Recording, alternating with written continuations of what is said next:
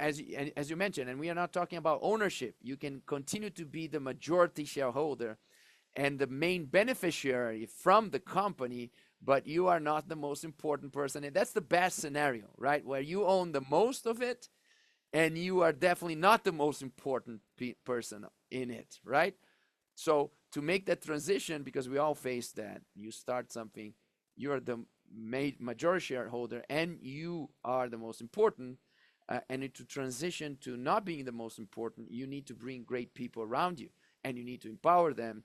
And one of the key ways to do so is to use your formula, to manage expectations and to gain the trust from people is to reduce conflict by meeting expectations with reality.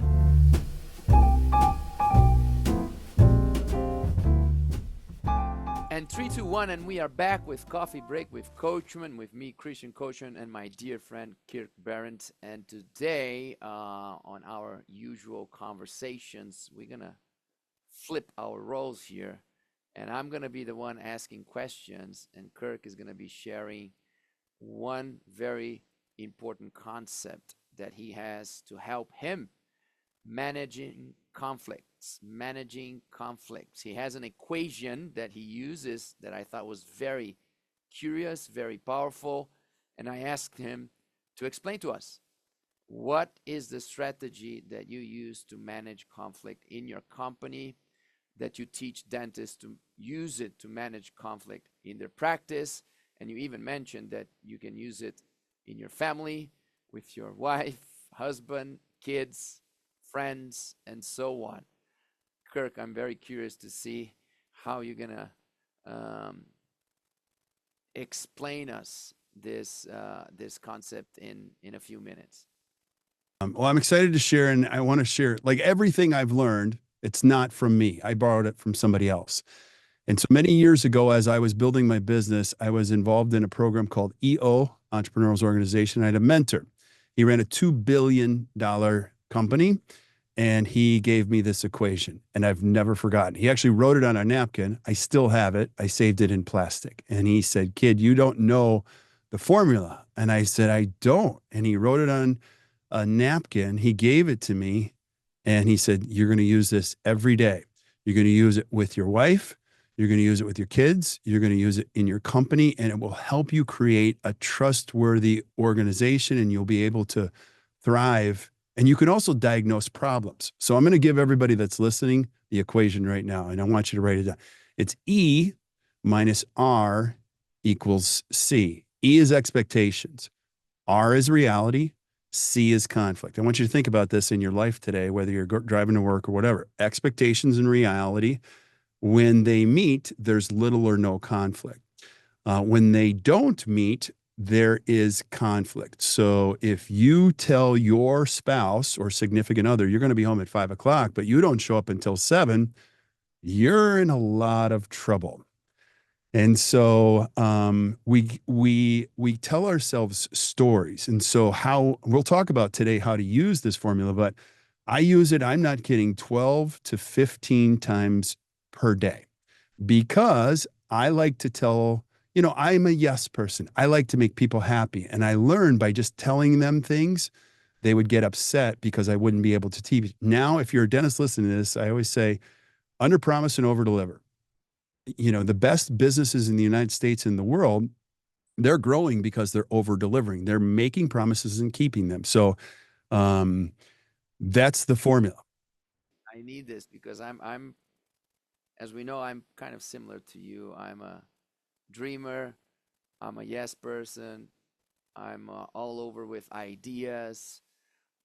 Ideas come to my mind, and I envision the outcome, the perfect outcome of that idea, and I immediately start to encourage and motivate people to have that vision with me. And many times things don't happen, right? So I'm constantly generating a discrepancy between expectations and reality. And as you're saying this, I can already identify some of the conflicts surrounding me that are a consequence of this behavior. So if you could guess a percentage of problems in a dental practice that are related to conflicts that are consequence between a gap between reality and expectations. Yeah.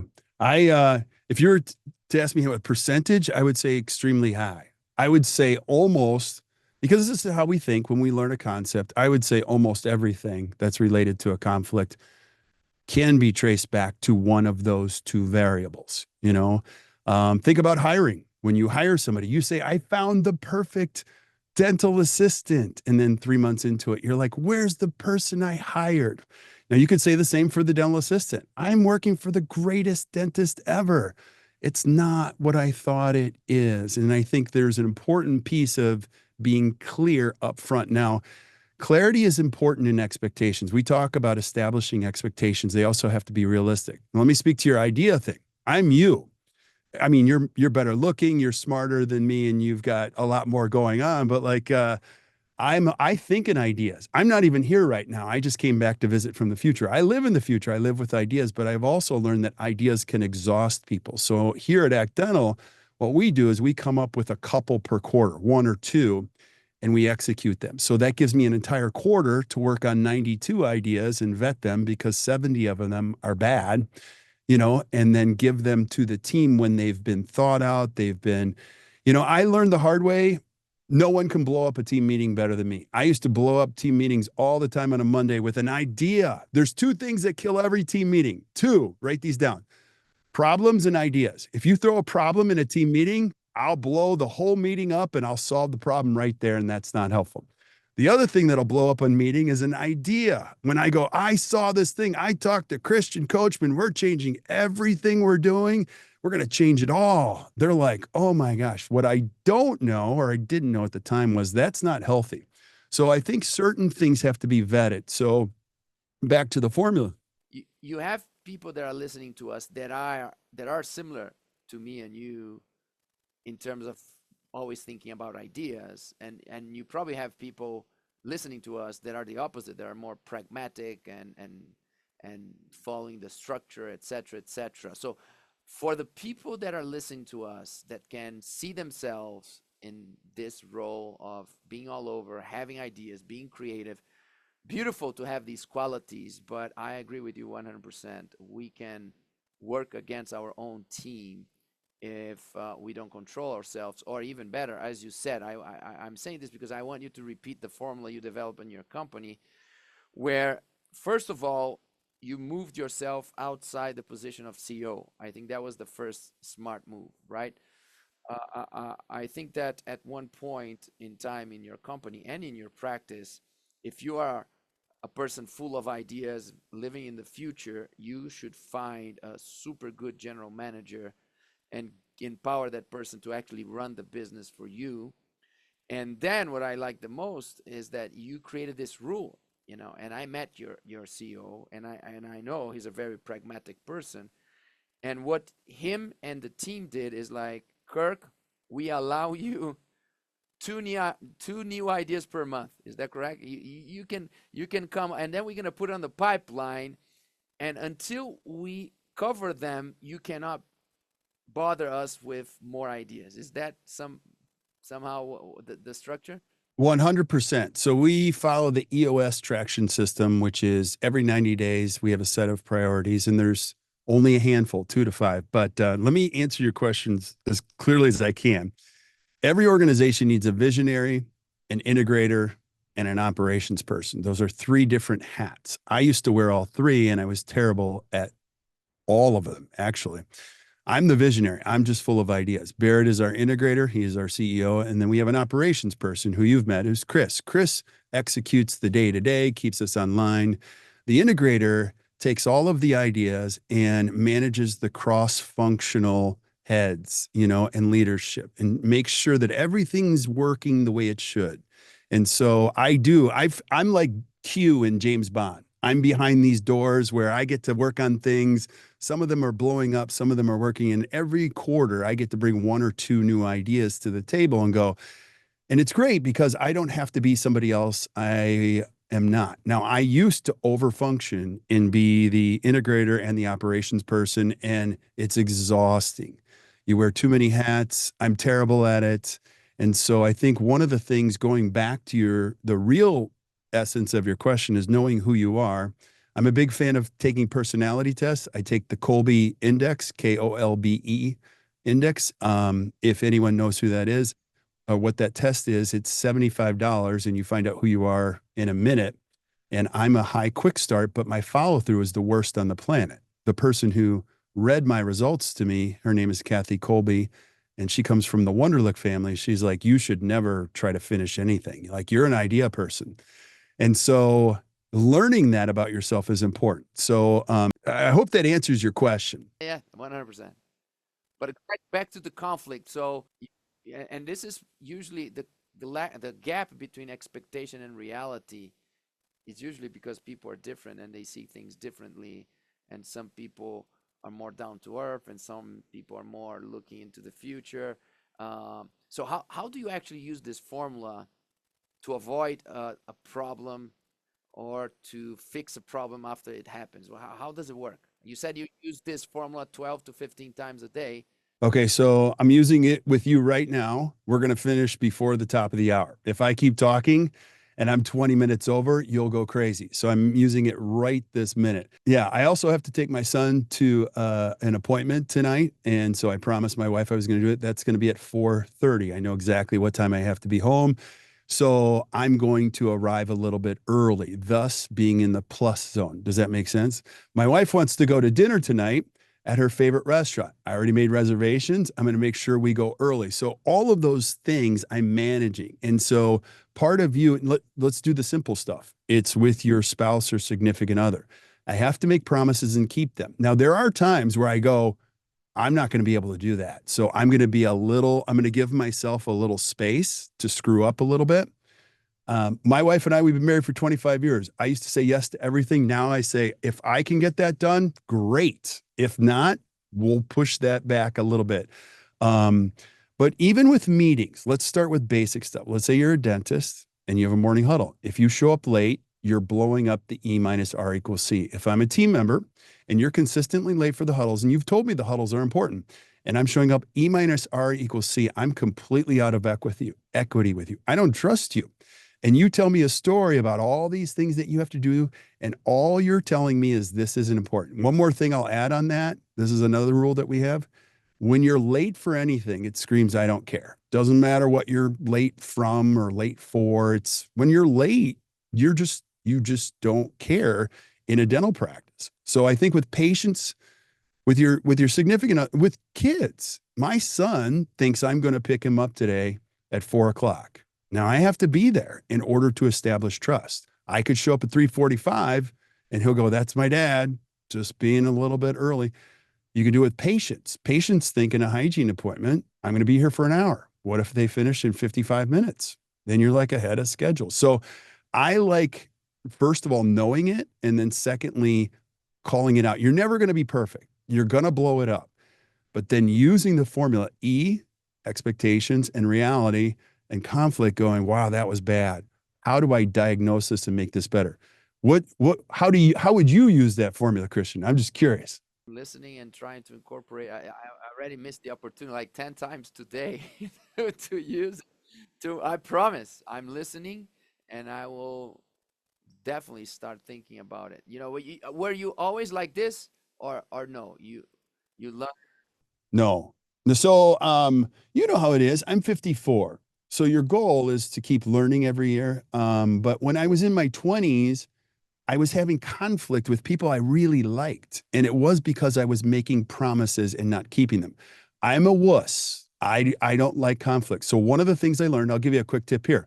I tell people I have a hard stop. So like when it's a meeting, I go, I have a hard stop at the top of the hour. Let's go. So we can go whatever we want. We can go in every direction. I used to let it go and then go over and think, oh, I'll just manage this later. I'll apologize to the next person. That is not healthy. I've also learned that whenever I make a promise, I got to make sure it's a promise I can keep.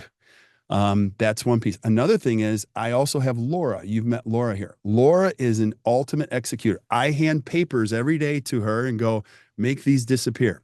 And she does. Do you know what I mean? So like, I used to try to do all that myself. And so client to a dentist, I think what I see happening is not that the person is bad, or you're right. When you are late, at the end of the day, whatever excuse you use, at the end of the day, the other person is like, he doesn't care like I care about this moment, right?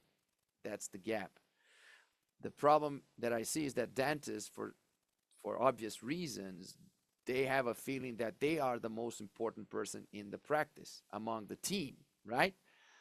So when you feel like you're more important, even if unconsciously, it gives you that allowance. You say, I can be 5 minutes late, I can be 10 minutes late. My team will understand, my staff will understand. I'm busy. They know I'm busy. So they interpret it in a way that they have that allowance, they have those credits, and that for me is a big, big problem, right? Even with the patient, the dentist doesn't fool around that much, because damn, I need their money. They need to be happy. They need to they need to trust me. So the dentist and the staff is seeing that, right? That the dentist is caring a lot about every minute with the patient. But when it comes to the staff, the dentist is allowing themselves to cancel last minute, not show up, not let them know, not send a message, be late, be on a phone call with family or friends, and the assistant is hearing from the other room that the dentist is with the friend on the phone and is 5 minutes late to a meeting again. And then the dentist, like, I'm the dentist, I own this, right? I'm working more than anybody else. I have these credits. Don't you see this happening? Yeah. So a couple things. I'll unpackage all of that. I'll say this: being busy is a false proxy. Period.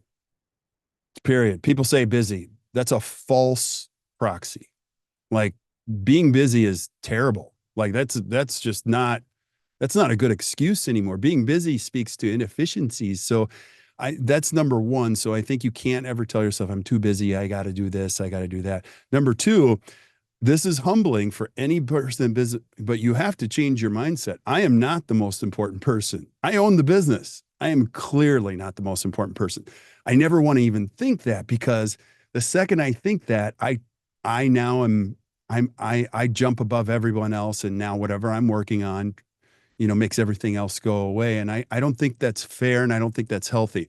I want to make sure that I'm developing leaders that create other leaders that create other leaders. And I'm going to slowly work backwards to the point where people are making decisions. And if I take that away from them, it just takes, you just said the magic word. Your future, if you're a dentist listening to this, is built on one thing. It's trust. People have to trust you. They have to trust that you're making promises. They have to trust that you're going to behave the same way. Consistency is what builds that. If I'm a consistent husband and my wife knows what to expect, there's more trust. With my kids, if they know that I'm consistent. So, yes, I agree. There's a lot going on. And I think being busy is a false proxy. And I think as a dentist, you have to be able to boil this down in a simple way to say, how do I make my life better every day? You know? So being busy is not an excuse. And even if you own the practice, even if you own the company, not thinking that you're the most important person is also a great mindset, great strategy. But I would say that even if you are the most important person and you know that, and everybody around you knows that, it still doesn't give you the right. It's still not smart to take advantage of it and say things and not deliver, right? Say it, not deliver, even if you're the most important. Because uh, if you are the most important person in an institution, in an organization, your goal should be not to be the most important person as soon as possible. That's the smartest thing an owner can do, right? That's the smartest thing a business owner can do, is to organize things and work on strategies to transform you from being the one and only most important person to not being one, because that's when you can leverage your business. That's when you can make more money with working less, right?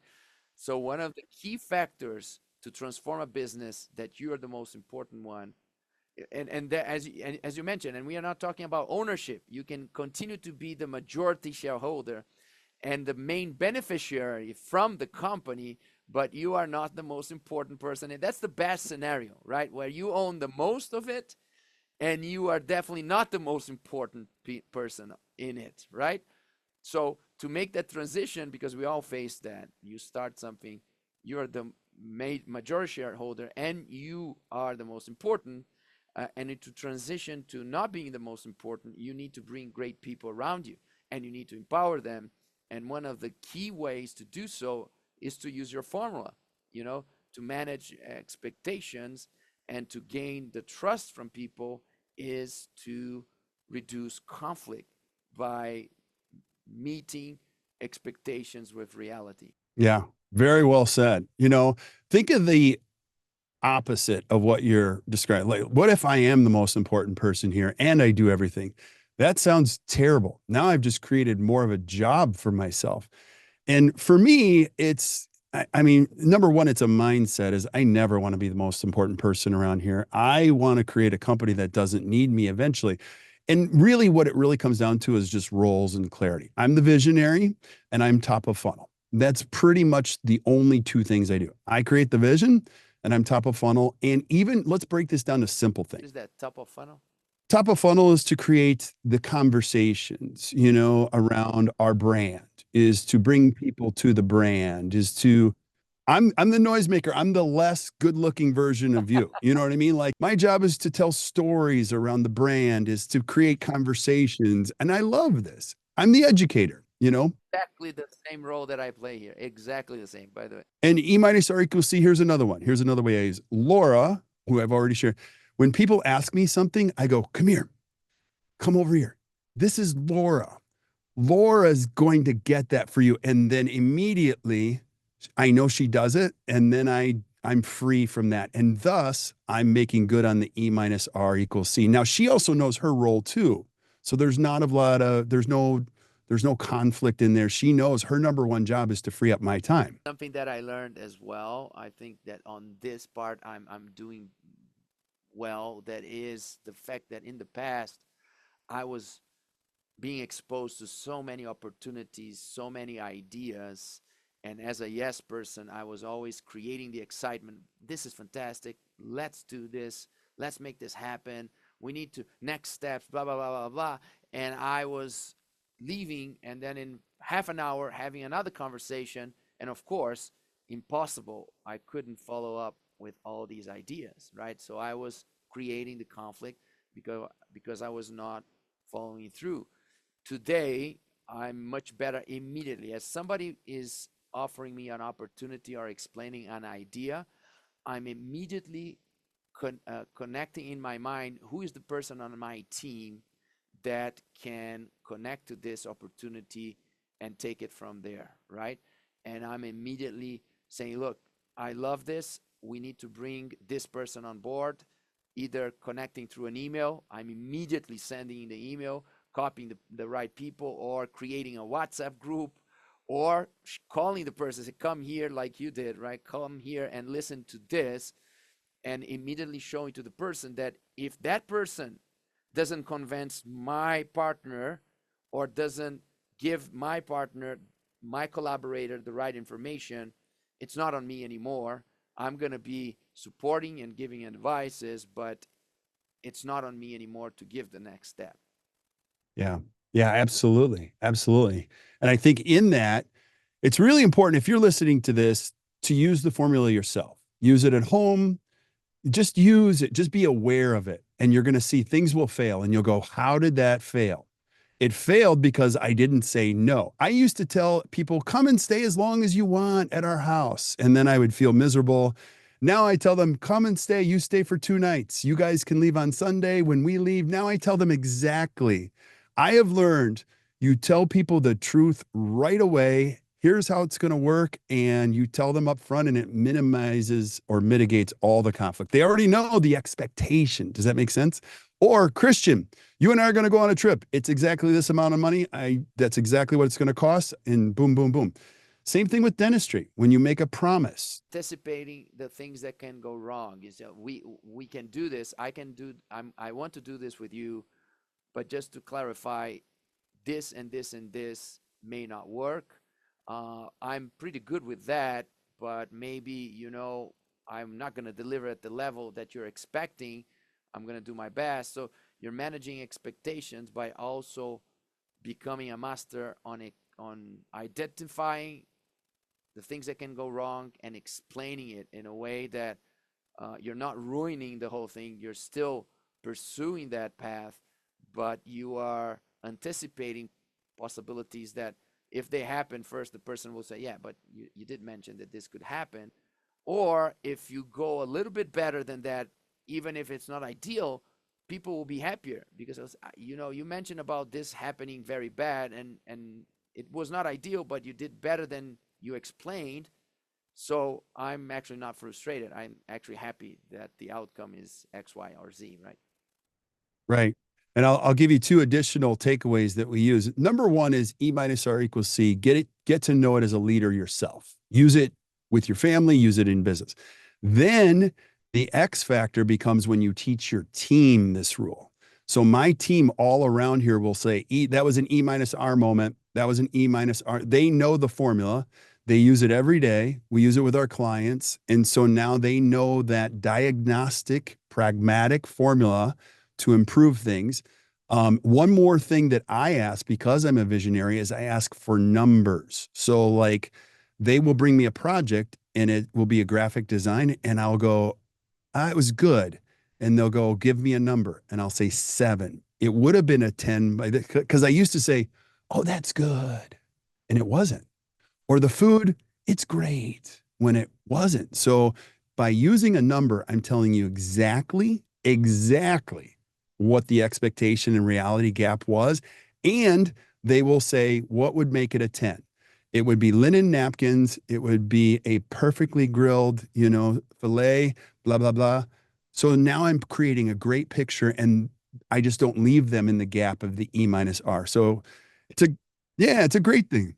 Expressing your honest sensation about the outcome by rating it from 0 to 10, right? When anything that you do with your team, every time you're looking at an outcome, um, you honestly say, this is good, from 0 to 10 is 8, right? So it's not 10, but it's not 6, it's 8. So I'm happy, but it's 8. And then it opens the discussion for us to celebrate the 8, but for us to also explore the missing 2 points, right? That we could do better next time. Right? Because let's talk about sometimes an 8 is okay for today. If we wait to make everything a 10, I'm going to make everyone miserable. But doing an 8 today and then striving for a 10 in the next 2 weeks gives me the space and the team member the clarity on how we do this together instead of me getting upset and procrastinating until we're at a 10. So, I think it's just a good, conflict is important. You'll always have it. And as you get better, I'm going to leave you with one last one. As you get better, expectations grow. As your fee grows, so do expectations. So, you can't just present a big fee and go, everyone's going to be happy. No, higher fee, a higher expectation, higher level of DSD, higher expectation. So we have to be able to mitigate those. So, yeah.